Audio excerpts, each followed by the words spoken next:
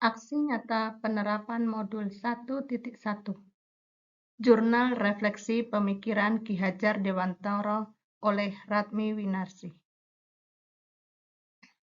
Tujuan dari pembuatan jurnal refleksi ini agar saya mampu mendokumentasikan kontribusi nyata penerapan pemikiran Ki Hadjar Dewantara di kelas dan sekolah sebagai pusat pengembangan karakter.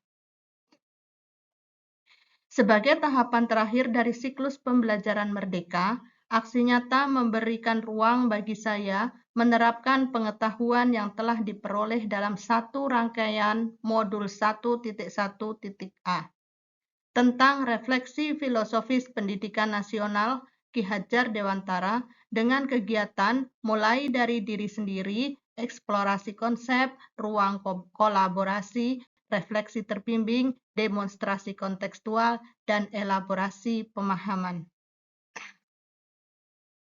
Untuk mendukung pengembangan berkelanjutan, sepanjang proses penerapan ini, saya melakukan refleksi, salah satunya dengan menulis jurnal refleksi.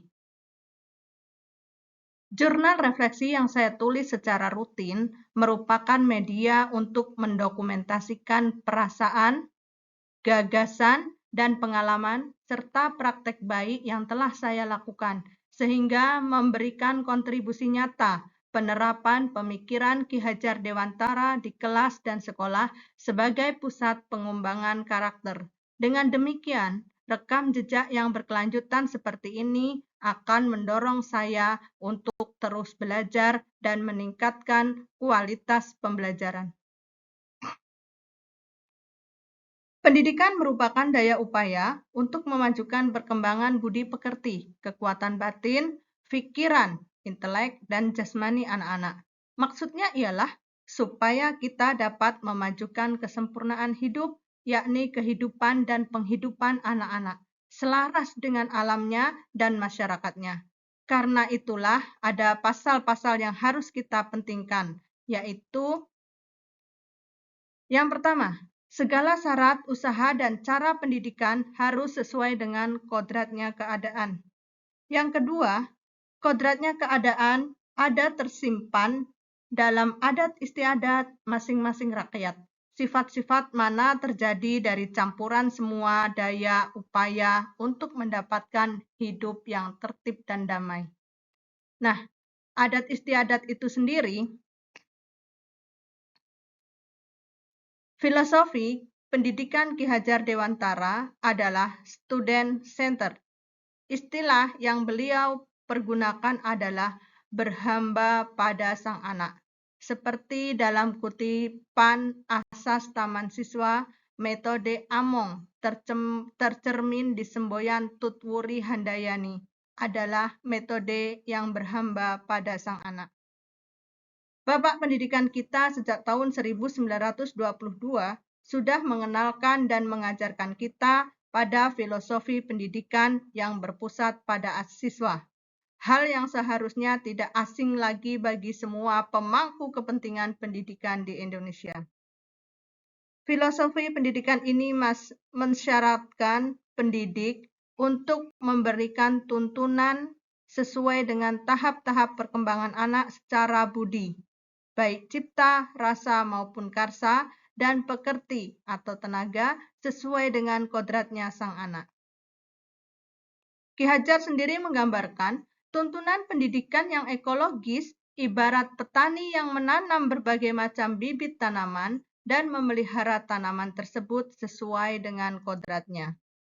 Nah, tuntunan ini bersifat holistik, tak boleh lepas dari pendidikan sosial dan kultural. Ia menghantarkan anak tidak hanya pada ketajaman pikiran, kehalusan rasa, dan kekuatan kemauan, namun juga pada kebulatan jiwa dan kebijaksanaan. Ki Hadjar mengkritik keras sistem pendidikan yang hanya menekankan pendidikan pikiran saja dan menomorduakan pendidikan sosial. Ki Hadjar juga mengkritik keras sistem pendidikan yang mengkultuskan ujian. Dalam sistem tersebut, pelajar tidak akan belajar untuk perkembangan hidup kejiwaannya, tapi untuk nilai tinggi, untuk rapor, dan untuk ijazah. Sistem seperti ini, menurut Ki Hadjar, harus diberantas. Imran Taluli, menuju sistem pendidikan yang berhamba pada sang anak. Dari dasar inilah saya mencoba menerapkan pembelajaran yang berpihak pada anak dengan melihat kodrat alam sebagai suatu yang harus dituntun untuk merubah lakunya, memunculkan tabiat baiknya dengan memberikan perlakuan yang baik, membimbing dan memberikan contoh yang baik terhadap anak-anak didik. Pertama, yang harus saya rubah dari diri saya adalah bagaimana menggunakan pendekatan budaya jiwa yang penuh dengan kesantunan, saling menghargai, peduli sesama, gotong royong, dan religius untuk diterapkan di sekolah dan di kelas sebagai suatu kebiasaan yang mampu merubah lakunya. Nah, selama pendidikan 2 minggu ini, saya merasa ada perubahan yang signifikan pada diri saya. Terbukti ketika saya mengajar di kelas beberapa hari setelah mengikuti materi yang saya dapatkan di kelas, pembelajaran guru penggerak membuat siswa merasa nyaman. Bahkan di sela-sela diskusi anak-anak mengatakan, belajar matematika dengan Bu Ratmi itu enak ya. Ibunya tidak pemarah kayak waktu di SD. Kebetulan saya mengajar di kelas 7. Nah, kebiasaan saya ketika mengajar yang pertama kali saya lakukan dulu adalah menanyakan pekerjaan rumah mereka dan menggali apa kendala dalam mengerjakan PR. Jika ada yang tidak mengerjakan PR, maka saya memberikan hukuman dengan cara memungut sampah yang masih ada di dalam kelas, sedikit mencubit mereka, dan menyuruh mengerjakan ulang di luar kelas. Bahkan ada yang saya marah dan membentaknya. Saya mempersilahkan siswa duduk kembali untuk mengikuti pelajaran ketika sudah bisa menjawab pertanyaan dari saya. Tetapi ada yang lain kali ini. Saya masuk ke kelas dengan memberikan salam sebelum siswa memberikan hormat, kemudian menyapa mereka dengan santun dan menanyakan kabar mereka. Saya tidak memberikan hukuman lagi dan tidak marah jika ada siswa yang tidak mengerjakan tugas.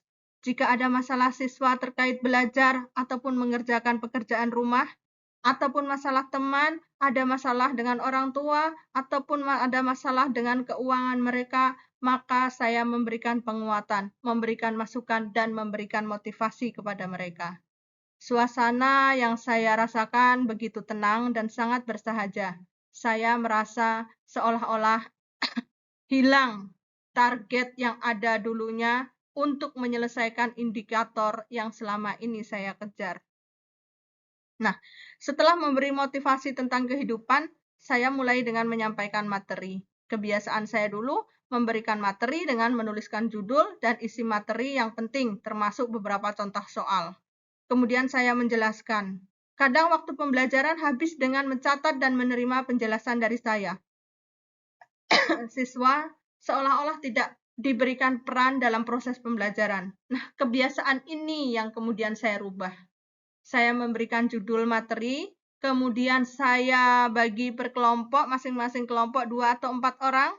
Nah, masing-masing kelompok itu membaca buku terlebih dahulu, kemudian membuat pertanyaan-pertanyaan tentang materi yang akan dipelajari. Kemudian dari pertanyaan itu mereka mencari jawaban dari diskusi kelompok mereka masing-masing dengan bahan referensi bebas. Boleh diambil dari buku paket, boleh mencari di buku paket dengan sumber yang lain di perpustakaan, boleh dari internet ataupun dari sumber-sumber yang lain. Nah, itulah jurnal refleksi yang saya buat pada kali ini. Terima kasih dan saya ucapkan wassalamualaikum warahmatullahi wabarakatuh.